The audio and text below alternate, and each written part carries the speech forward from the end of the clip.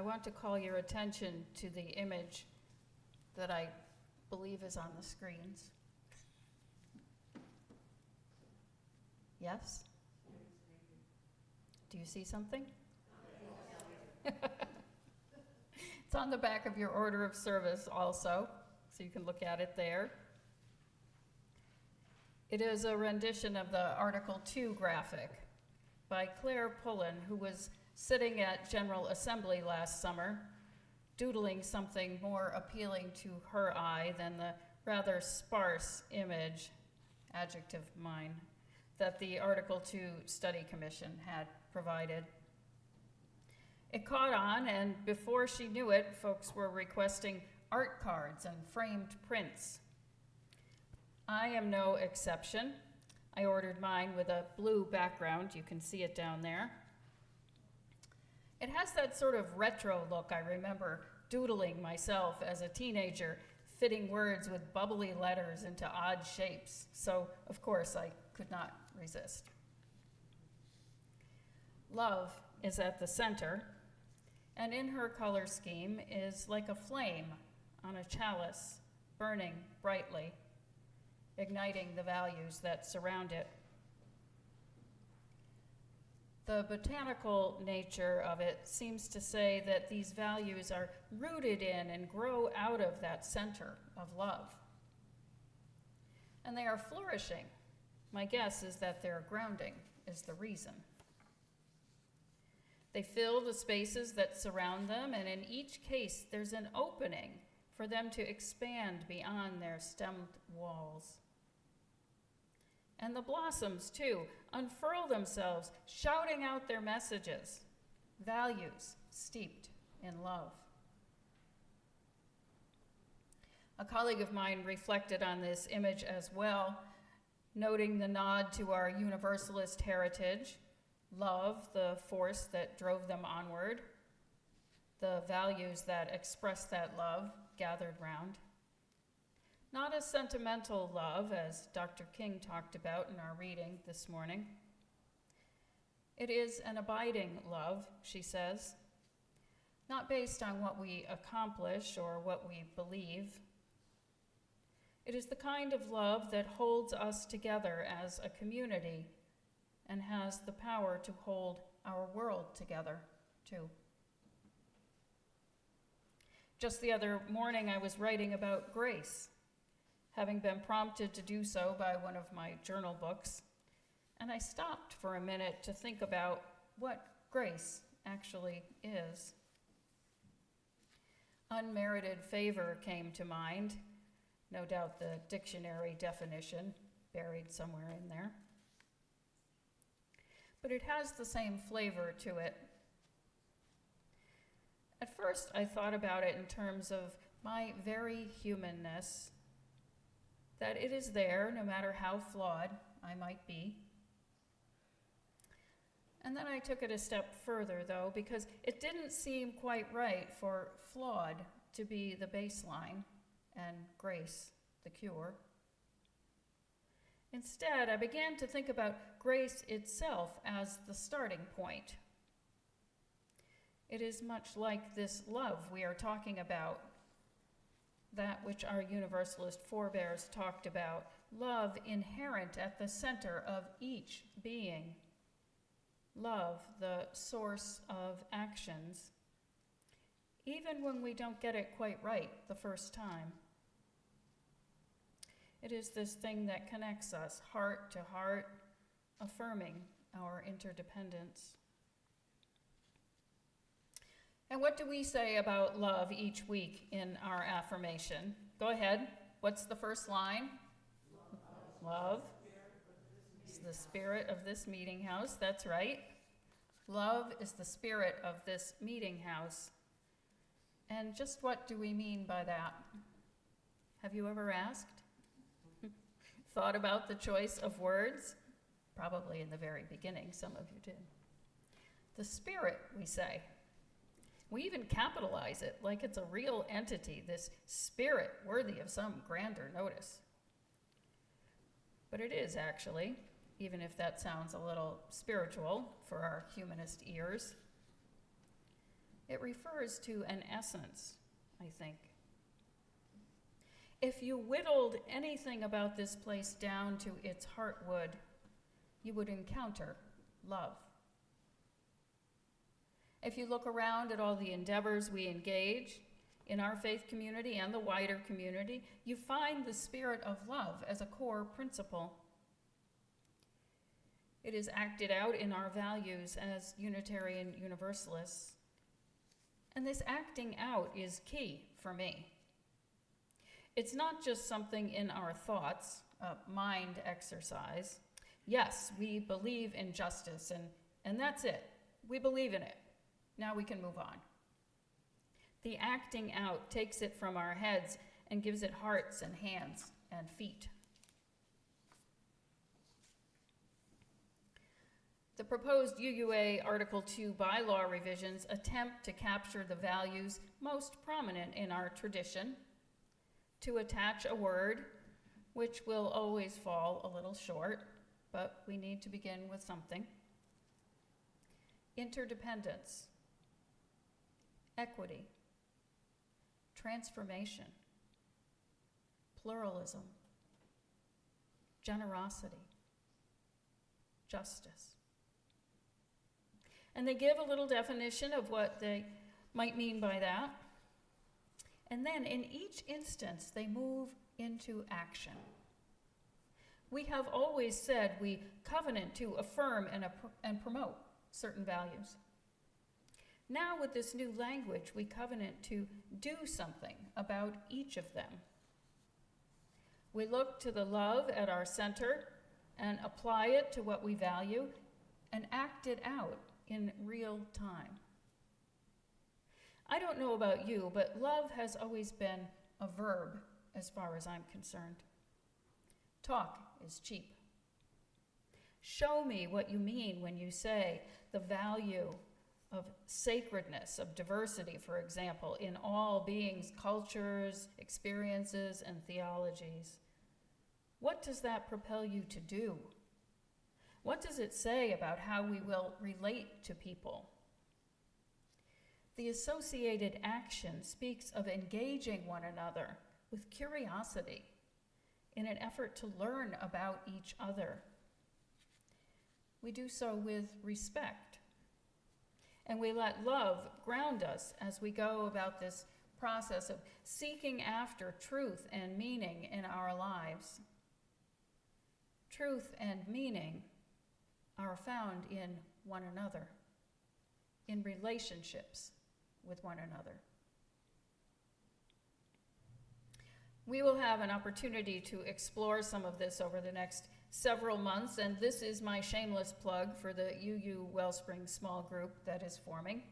So let me know by the end of this month if you want to participate. We'll begin in February. Tomorrow, we honor the life and work of the Reverend Dr. Martin Luther King, Jr. I hope you will take some time to reflect on his teachings and on his sacrifice. There are numerous opportunities to do so in our wider communities.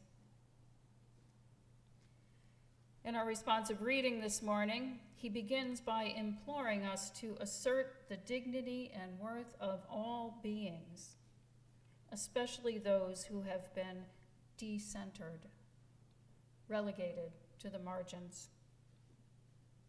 No doubt he is speaking directly to those folks with these words, a people who have not had their inherent worth and dignity recognized in the social system in which they have lived, oppressive still.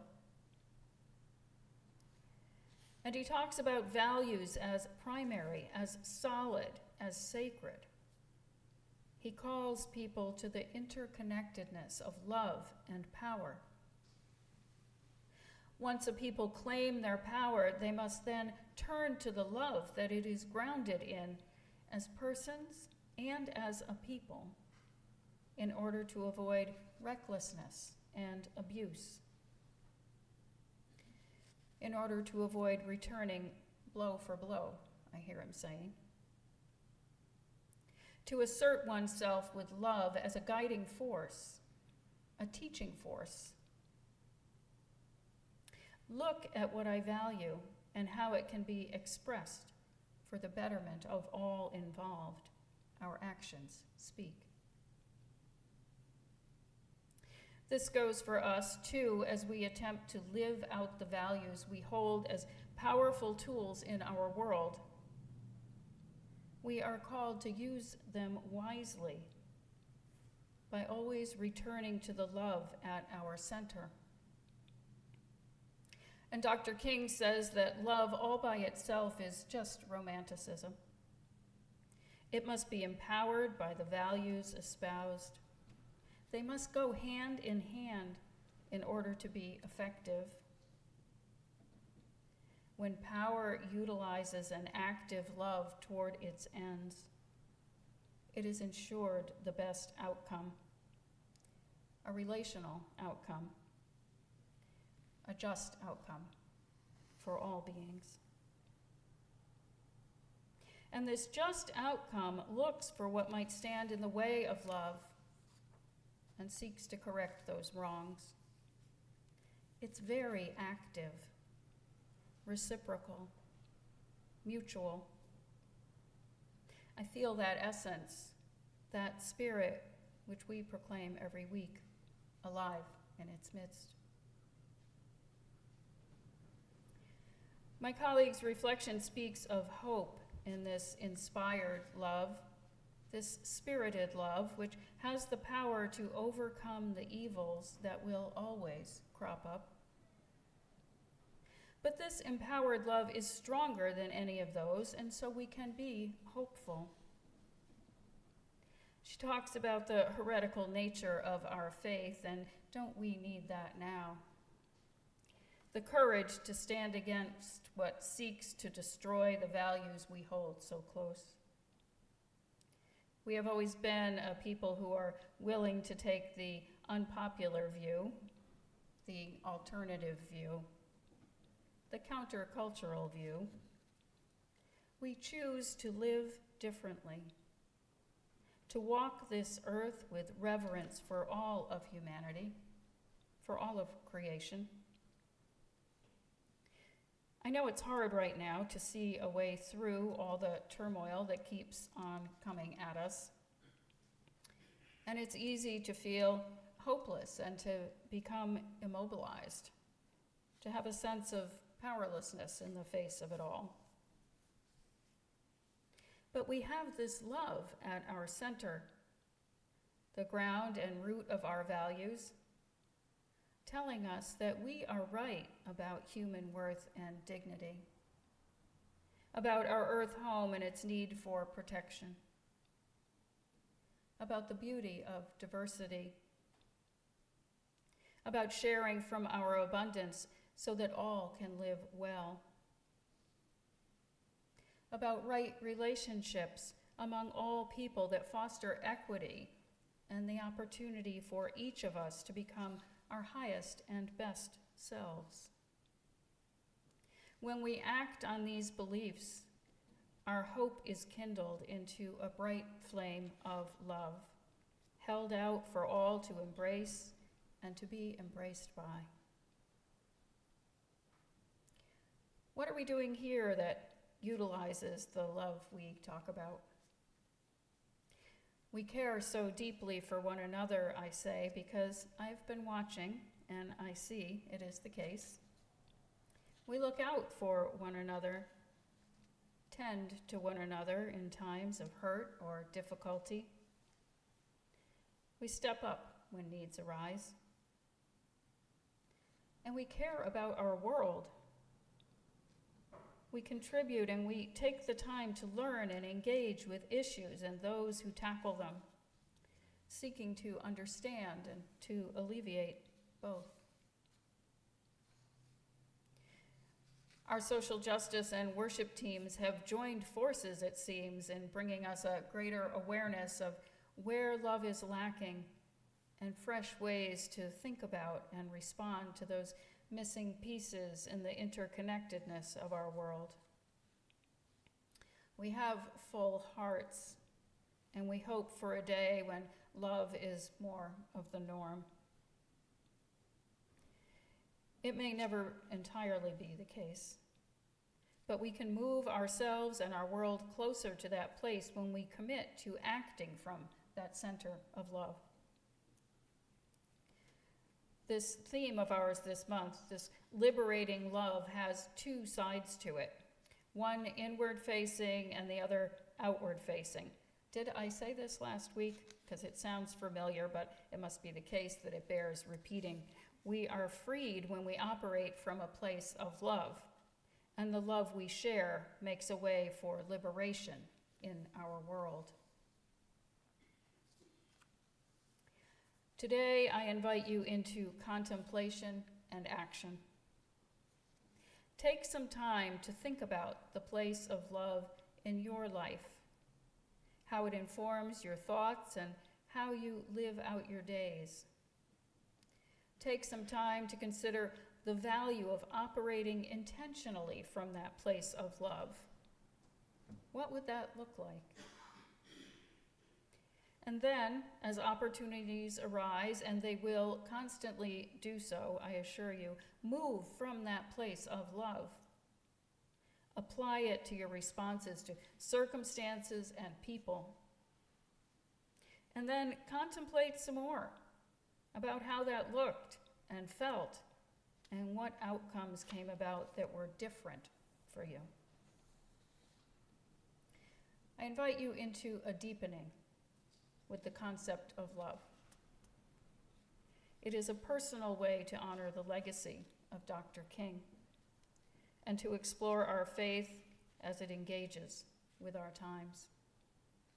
So may it be, and amen.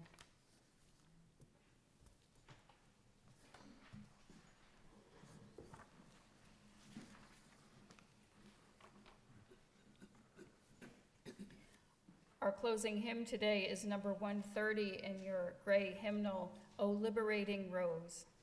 Please rise in body or in spirit and join together in singing.